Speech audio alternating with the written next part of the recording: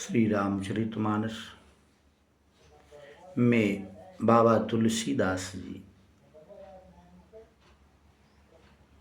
पहले गुरु की वंदना की, भगवान की वंदना की। अब महिषुर उन ब्राह्मणों को जो ब्रह्मवेत्ता हैं, जो त्रिकालज्ञ हैं, जो समाज को अच्छे मार्ग पे लाने की बात करते हैं, जो समाज में व्याप्त बुराइयों के खिलाफ हैं, ऐसे ब्राह्मणों की वंदना कर रहे हैं। क्या बंदाहु प्रथम महिषुर चरना, अमोह जनित संशय सब हरना, सुजन समाज सकल गुण खानी, अवकरहूँ प्रणाम सप्रेम शुबानी। निश्चित रूप से पहले पृथ्वी के देवता ब्राह्मणों के चरणों की मैं वंदना करता हूँ। बाबा तुलसी कहते हैं क्यों? क्योंकि यही हैं जिन गुरु की बात अभी इसके पहले वाले चौपाई में कर रहे थे, इस चौपाई में बता रहे हैं कि यही लोग हैं जो अज्ञान से उत्पन्न मोह का विनाश करने वाले, समस्त संदेहों का हरण करने, अपनी ज्ञान की तीक्ष्ण बुद्धि के आधार पर फिर सब गुणखानों की संत समाज की प्रेम सहित सुंदर वाणी से प्रणाम करता हूँ। क्यों? क्योंकि साधु नाम दर्शनम पुण्यम तीर्थभूता ही साधव, अवकालेन फलतः तीर्थ सद्य साधु समागम। साधुओं का चरित्र समाज के लिए सद्य फल देने वाला होना चाहिए, और है भी। आगे की चौपाई में बताते हैं कि साधु कैसा होना चाहिए। साधु चरित शुभ चरित कपासु, निरस विषाद गुणमय फल जासु, निरस विषाद गुणमय फल जासु। साधुओं का स्वभाव जो है वह कपास के जैसा शुभ चरित, शुभ्र अत्यंतम शुद्धम,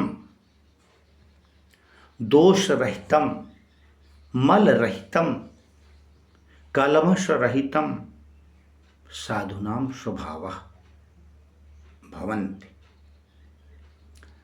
साधुओं का स्वभाव ऐसा होना चाहिए। कैसे? कपास, जिसको देसी भाषा मनवा कहते हैं, उस कपास के जैसा, जिसमें एकदम धवल वर्ण, श्वेत वर्ण से भी ज्यादा धवल, एकदम हंस के पंख के समान, बकुले के पंख के समान धवलता लिए हुए, जिसमें एक छींट भी कहीं पड़ जाए तो वो दिखाई पड़नी चाहिए। और नीरस रस रहितम, विशद विस्तारितवान, विस्तार पूर्वक गुणमय, गुणेन युक्त, गुण से युक्त होने वाले, फल जासु, जिनके फल हैं, ऐसे साधुओं की मैं वंदना करता हूँ। कैसे साधुओं की? आगे कह रहे हैं उनका स्वभाव, जो सही दुख पर छिद्र दुराव, वंदनीय जहीं जग जस पावा, वंदनीय जहीं जग जस पावा। जो सही दुख, साधुओं को सुख की तो बात ही नहीं करनी चाहिए।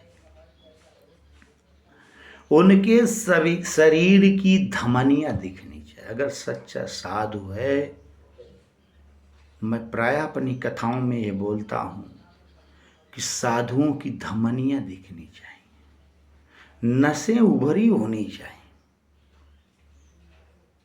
चिकने साधुओं की कोई आवश्यकता नहीं। कुंटल 2 कुंटल के जो हो गए हैं वैसे साधु भला क्या समाज को मार्ग देंगे। सैकड़ों लोगों का भोजन ये स्वयं कर ले रहे हैं।